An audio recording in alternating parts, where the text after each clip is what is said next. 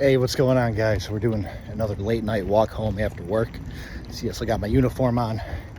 Yeah, so my wife had today off of work, so I just gave her the car. And like I said before, it's a perfect opportunity to get some extra cardio in. So I really don't mind the extra steps right now. Also, I gotta say, it cooled down. The weather is pretty nice right now. It's a beautiful night to do this. So today went pretty smooth.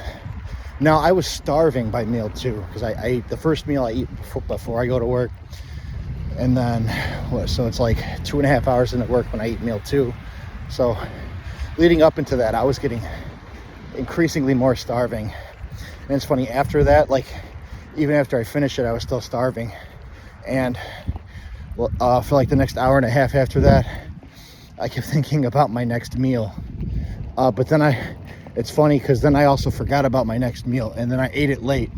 So I was preoccupying my mind so much at first, and then I ended up losing track of time and didn't eat it right away.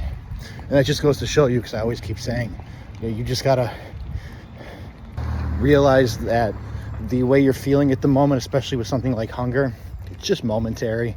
It's a moment in time that's gonna go away. And you just gotta remind yourself of that when you're feeling that way. Now, it's definitely like looking for stuff to preoccupy myself. Sometimes podcasts aren't doing it. As I diet more and more, my attention span is running thin.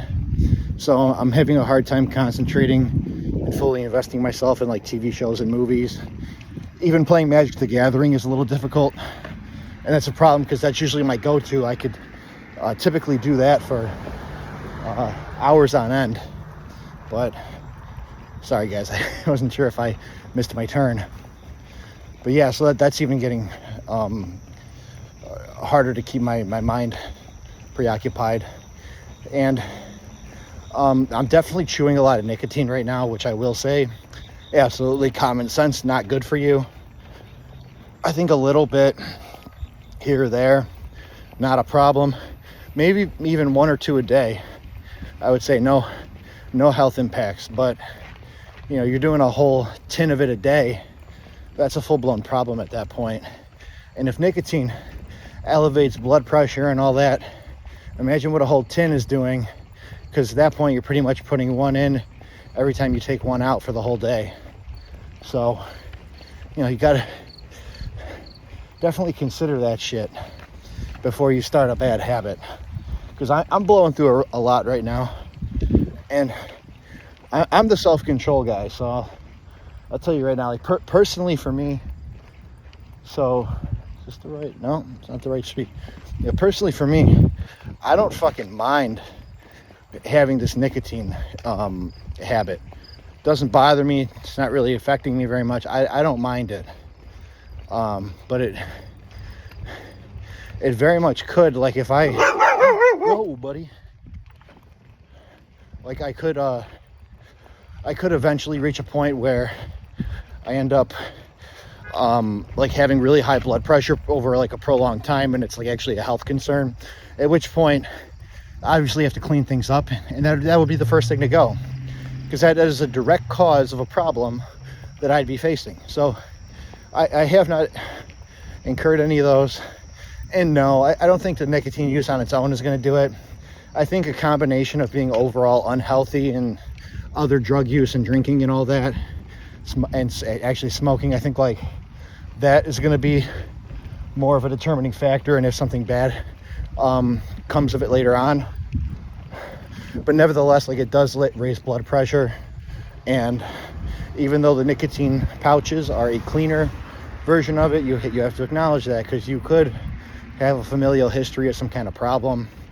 And I know tons of people that still do it, that have those issues, but that's a personal choice. Like, I'm not telling anyone not to do anything. I would just keep it in mind, because there's nothing I hate more than someone like making an obviously bad choice and being surprised at the outcomes later. Completely unneeded. You should be well informed before you do anything. So with that in mind, I mean, choose what you want to do. But anyway, so today's not too hard. I have not eaten meal 4 yet. I'm about to when I get home right now. So that'll be the plan. Probably going to lift a little bit earlier today. What I'd like to do is go to a gym that has a massage bed or a chair of some sort and go in that for like 20 minutes after I lift. Because if you haven't seen me talk about it before, my massage therapist, she's a full-time nurse now. So I'm very happy for her, but she doesn't have the scheduling time to fit me in. And my back's incredibly tight. It's affecting how I move, it's affecting how I pose, and it's affecting how I train. So if I could just like do any little thing, even if it's shitty, like a massage chair, to just try and loosen things up a little bit, that'll be good. And I can tell that's an issue too, because even when I'm doing something like hitting back poses, now I have a lot of that on me. No, I don't have the biggest back, but in proportion to everything else on me, it is very clear that back is my dominant body part. So don't be an asshole. Shouldn't have to say all that for you not to be an asshole. But anyway, so,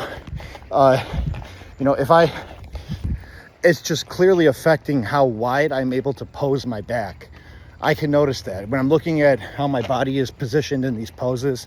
When I look at pictures afterward, I can see that it's like I'm bound up and my body has room to extend more, but physically it won't because of how tight it is. Now that's something I want to fix, and I'm going to fix that in the short term with massage work, but obviously like long term, stretching and honestly maybe even some yoga might come into play there. But that also, it kind of depends. I don't really know on that too much, because I'm interested in just doing what I have to do to train very hard, pain-free. So if I could do that, then I'm golden. And part of pain-free for me is like doing stuff that in a way that's not going to cause injuries later. Because something will feel pain-free at first, but you could just be doing it fucked up, and then eventually something fucked up is going to happen to you, and you're going to have to deal with it. So I also group that in there. And you need a lot of experience to be able to tell that, because you're never going to be able to figure that out when you're newer. To like move a certain way and have it be pain-free, but also know the way in which you're moving is one that would cause harm down the road. That's something you need experience for. But that's what we're all here for. We're continuing to live our lives, and every day we have a little bit more of that experience. But anyway, guys, I don't have a whole ton. I know this video is probably all grainy and stuff because of the time of the night. Can't really do too much about that.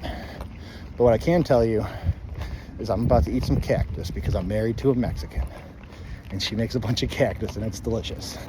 So I will see you guys on the next one. Have a good night.